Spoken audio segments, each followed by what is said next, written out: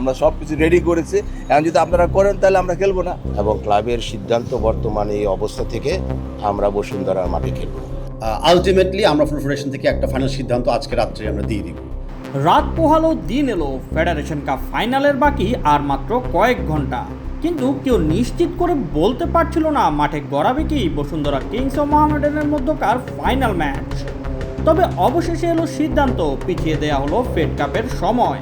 ম্যাচটি মঙ্গলবারের পরিবর্তে বুধবার কিংস অ্যারেনা স্টেডিয়ামে অনুষ্ঠিত হবে বলে প্রেস বিজ্ঞপ্তি দিয়েছে ফেডারেশন। কিন্তু মোহামেডানের পর বেঁকে বসেছে বসুন্ধরা কিংসও। ট্রফি থেকে সম্মানকে বেশি গুরুত্ব দিয়ে ম্যাচ খেলতে অস্বীকৃতি জানিয়ে বরং চ্যাম্পিয়ন মেডেল প্রতিপক্ষকে দিয়ে এমন অপেশাদার কাণ্ডের ইতি টানার অনুরোধ জানান তারা। ঘটনার শুরু ফাইনালে যখন মোহামেডান ক্লাব জায়গা করে নেয়, সেখানে আগে থেকেই প্রতিপক্ষ হিসেবে অপেক্ষা করছিল বসুন্ধরা কিংস।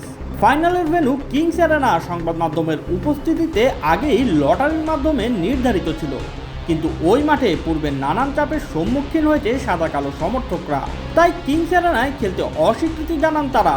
কিন্তু ক্লাবের হঠাৎ এমন সিদ্ধান্ত বিপাকে ফেলে দেয় ফুটবল ফেডারেশনকে। গতকাল বিকেলে বাফুফের সভাপতি তাবিদ আওয়াল মোহামেডান ও বসুন্ধরা কিংসের দুই প্রতিনিধির সাথে আলোচনায় বসেছিলেন। মোহামেডানের পরিচালক মুস্তাকুর রহমান সরাসরি জানিয়ে দেন কিংস অ্যারেনায় তাদের ক্লাব খেলবে না।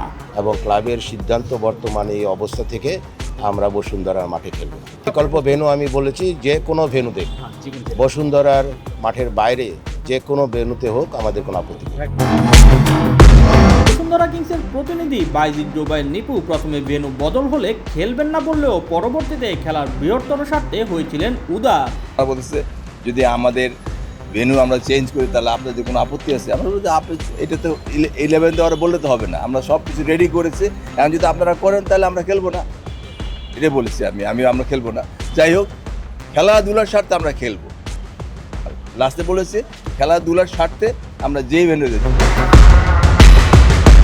বাফুফের সভাপতি তাবিদ আওয়াল দুই ক্লাবের সাথে আলোচনা শেষে সংবাদ সম্মেলনে জানান তিনি দুই ক্লাবের সাথে আলোচনা করেছেন, তবে চূড়ান্ত সিদ্ধান্ত আসবে দুই ক্লাবের সম্মতিতেই।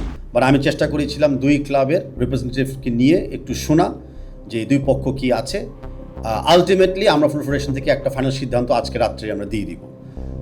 সো সেই জায়গাটাতে আমি দুই ক্লাবের সাথে কথা চলমান রাখবো। ব্যক্তিগতভাবে আমি বিশ্বাস করি অতীতে যেরকম আমরা একটা উইন উইন সিচুয়েশন পেয়েছিলাম, আমাদের ক্লাব সবসময় এগিয়ে এসেছিল ফুটবলের উন্নয়নের বিএফএফের সাথে থাকতে, আমি বিশ্বাস করি সেরকমই একটা চূড়ান্ত সিদ্ধান্ততে আমরা যেতে পারবো।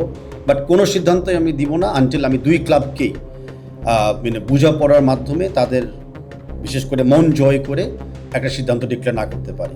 বাট আই এম হোপফুল যে পজিটিভ কিছু একটা আউটকাম হবে। মঙ্গলবার সকালে নেয় ঘটনা নতুন আরেক মোড়। বসুন্ধরা কিংস বাফুফের সাধারণ সম্পাদক বরাবর পাঠানো এক আনুষ্ঠানিক চিঠিতে উল্লেখ করেছে বসুন্ধরা কিংস ট্রফির চেয়ে সম্মানকে সর্বোচ্চ অগ্রাধিকার দেয়।